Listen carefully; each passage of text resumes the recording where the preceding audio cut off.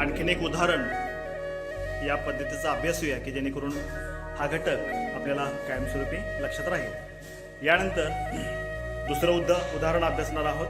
12/5 वजा 7/5 8/5 वजा 1 या चार संख्या आपल्याला या संख्या रेषेवर दाखवायच्या आहेत. ओके, तर मला सांगा या उदाहरणामध्ये संख्या रेषेवरील प्रत्येक एककाचं किती भागात विभाजन करायला हवं?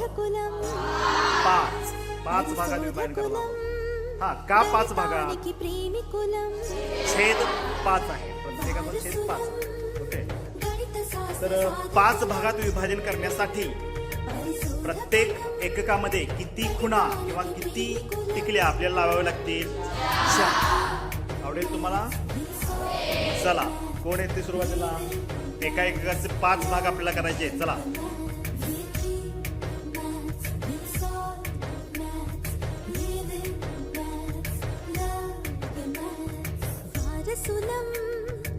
करेक्ट. अशा पद्धतीने एका एककाचे 5 भाग झालेले आपल्याला पाहायला मिळत आहेत. चला नेक्स्ट, दुसरा एकक आपल्याला 5 भागात विभाजित करायचा आहे.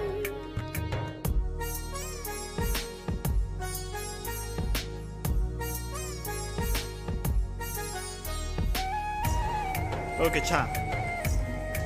चला, तिसरा एकक कोण येत आहे? चला,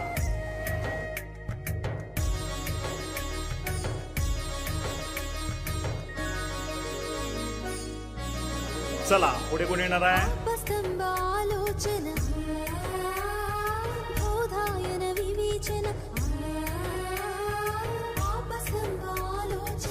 छान. चला नेक्स्ट, चला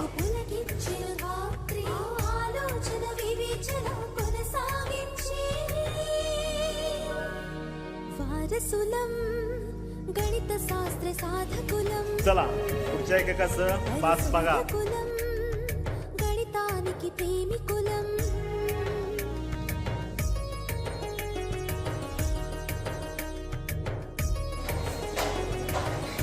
ओके, छान.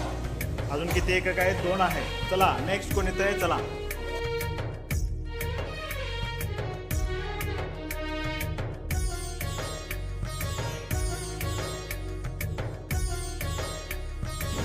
बेस्ट, छान. चला, एकच एकक उरलेला आहे.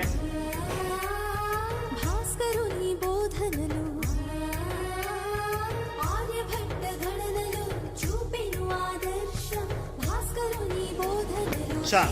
अशा पद्धतीनं प्रत्येक एककाचं 5 भागात विभाजन अगदी छान पद्धतीने केलेलं आहे.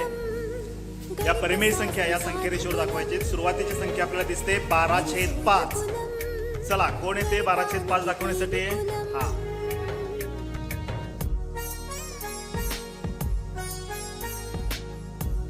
हा, पेन्सिल आहे का?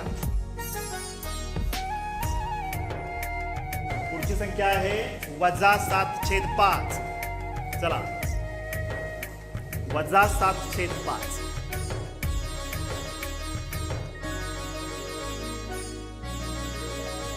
अरुण, बरोबर.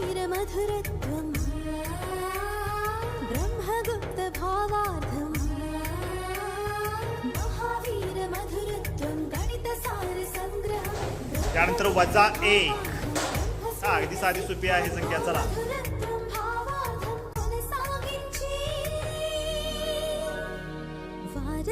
वजा 15/5 ही संख्या रेषेवर दाखवायची आहे. चला, कोण येत आहे?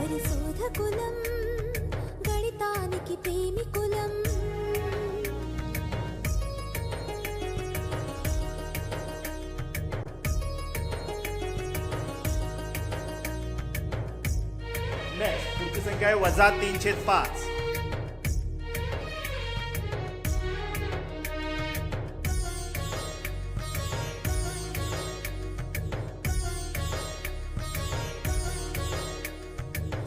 पुढची संख्या स्थापन करायची आपल्याला 4/5.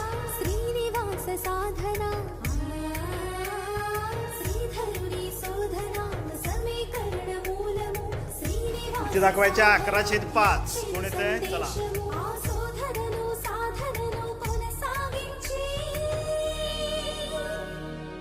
सुलम गणित शास्त्र साधकुलम वजा 4 साठी कोण येत आहे? चला, गणितानिकी प्रेमी कुलम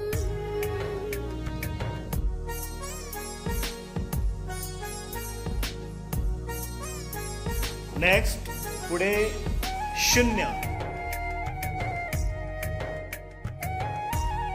जिथून संख्या रेषेचा आरंभ होतो, ज्याला संख्या रेषेचा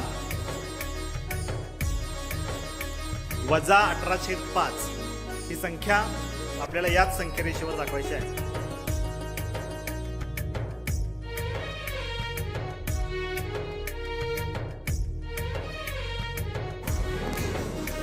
बेस्ट. अशा पद्धतीनं सर्वच विद्यार्थ्यांनी दिलेल्या परिमेय संख्या अगदी अचूकरित्या संख्या रेषेवर दाखवलेल्या आहेत. पुनश्च एकदा सर्व विद्यार्थ्यांचं हार्दिक अभिनंदन.